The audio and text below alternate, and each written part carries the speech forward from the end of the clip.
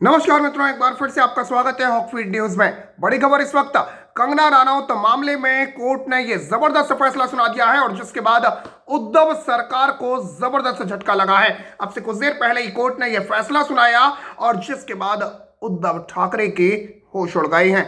पूरी खबर आपको बताऊंगा, लेकिन कमेंट में मित्रों सत्यमेव जयते जरूर लिखें, क्योंकि सत्य की जीत हमेशा होती है। और आपको बता दूं कि कंगना रनौत और उद्धव ठाकरे के बीच, या मैं कहूं कि संजय राउत के बीच जो विवाद चल रहा था, उस विवाद के बाद ये सवाल उठने लगे थे कि क्या कंगना रनौत के खिलाफ बीएमसी की कार्रवाई बदले की भावना के तरीके से नहीं की गई है। ये सवाल सोशल मीडिया पर लगातार उठने लगे थे और इसके बाद कंगना रनौत के खिलाफ केस दर्ज किए गए, कंगना रनौत के खिलाफ एफआईआर दर्ज की गई और अब कंगना रनौत को पूछताछ के लिए बुलाया जाना है। लेकिन इस बीच मुंबई के बांद्रा पुलिस स्टेशन में दर्ज एफआईआर के खिलाफ कंगना रनौत की याचिका पर बॉम्बे हाईकोर्ट ने बड़ी राहत दी है।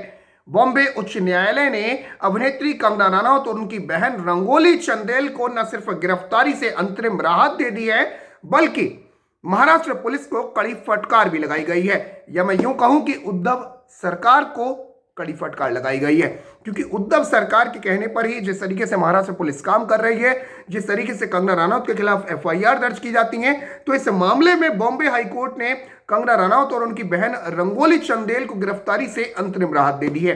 लेकिन राजद्रोह के मामले में दोनों को 8 जनवरी को मुंबई पुलिस के सामने पेश होना होगा।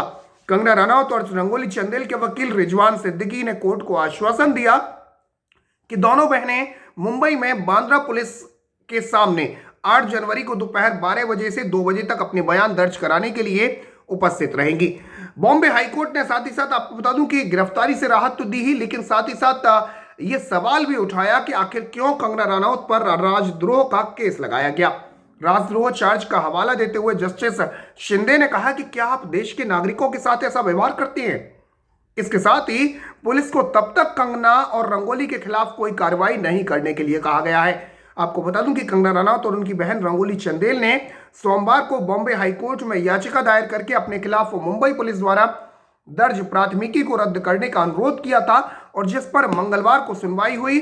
ये प्राथमिकी सोशल मीडिया पर पोस्ट के जरिए समाज में नफरत और सांप्रदायिक तनाव पैदा करने के आरोप में दर्ज की गई थी। आपको बता दूं कि फिल्म अभिनेत्री कंगना रनौत और उनकी बहन रंगोली चंदेल को सोशल मीडिया पर आपत्तिजनक टिप्पणी करने, सांप्रदायिक तनाव भड़काने के आरोप में पुलिस ने प्राथमिकी दर्ज करके पुलिस के समक्ष सोमवार या मंगलवार को पेश होने के लिए सम्मन भेजा था और जिसके खिलाफ कंगना ने बंबई उच्च न्यायालय में याचिका दाखिल करके प्राथमिकी को रद्द करने की मांग की थी।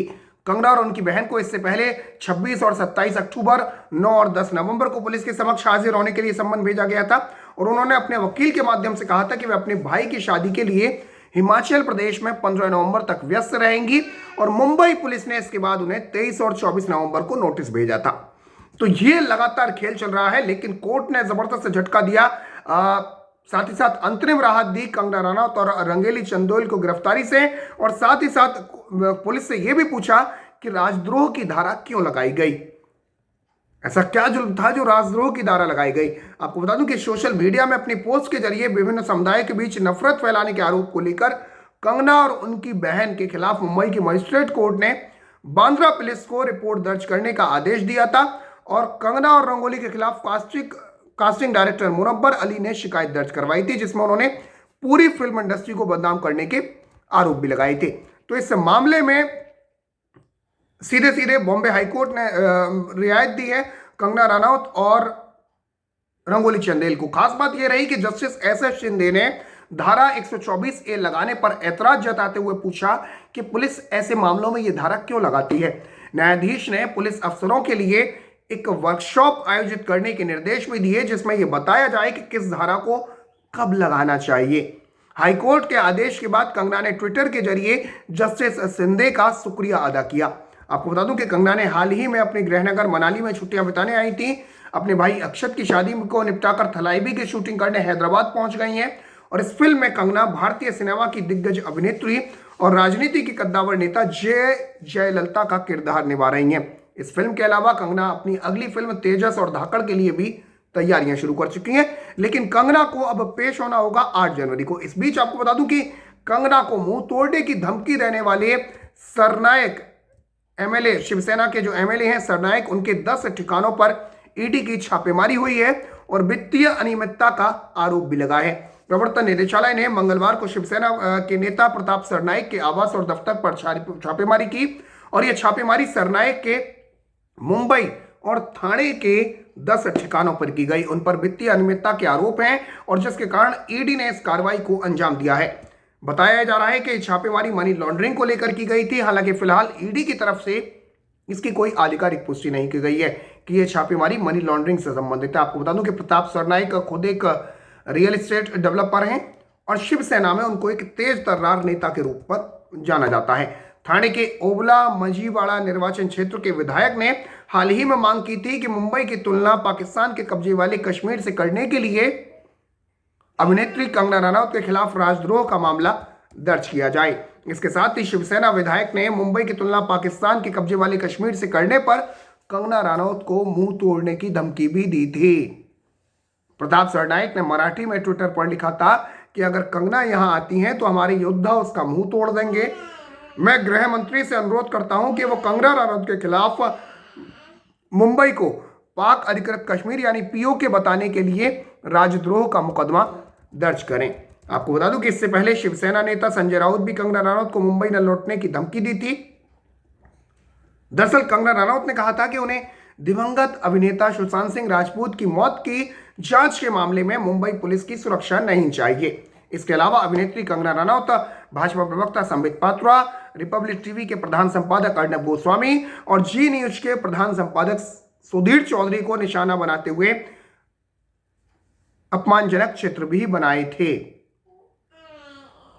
आपको बता दूं कि इसको लेकर कंगना रनौत ने मुंबई की तुलना पाकिस्तान के कश्मीर से की थी, पीओके से की थी और इस पर शिवसेना के नेता संजय राउत ने उन्हें धमकी दी थी कि कंगना रनौत को मुंबई वापस नहीं आना चाहिए।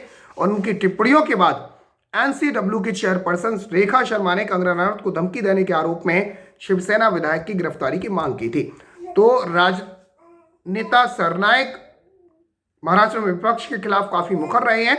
10 ठिकानों पर छापेमारी की गई, लेकिन इस बीच बड़ी खबर यह कि बॉम्बे हाईकोर्ट ने कंगना और उनकी बहन रंगोली चंदेल को गिरफ्तारी से अंतरिम राहत दे दी है और साथ ही साथ सीधे सीधे महाराष्ट्र पुलिस से यह पूछा भी है कि राजद्रोह की धारा क्यों लगाई गई और ये धारा कब लगाई जानी चाहिए।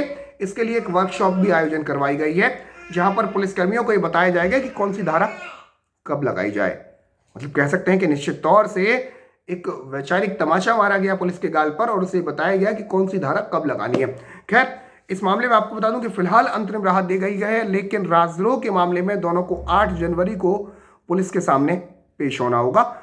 दोपहर 12 बजे से 2 बजे तक अपने बयान दर्ज कराने के लिए उपस्थित होंगे। फिलहाल के लिए इतना ही। जय हिंद, जय भारत, नमस्कार।